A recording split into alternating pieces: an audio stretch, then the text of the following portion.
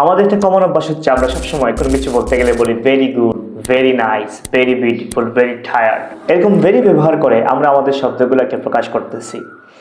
Very বারবার ব্যবহার না করে তার চেয়ে অল্টারনেটিভ আমরা স্মার্ট কিছু ওয়ার্ড ব্যবহার করতে পারি, যেগুলো কিনা আমাদের সেন্টেন্স এবং আমাদের কথাকে আরো সুন্দর, স্পষ্ট এবং অ্যাডভান্স করে তোলে।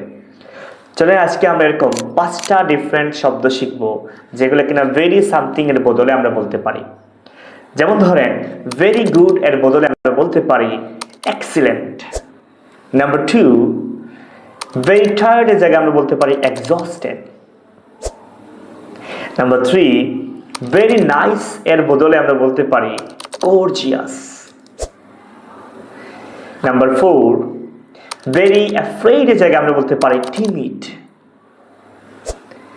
নাম্বার 5, ভেরি হাংরি এর জায়গায় আমরা বলতে পারি starving.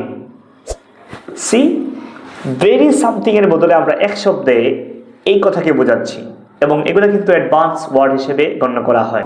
So use this kind of words to make your speaking more smoother and advance.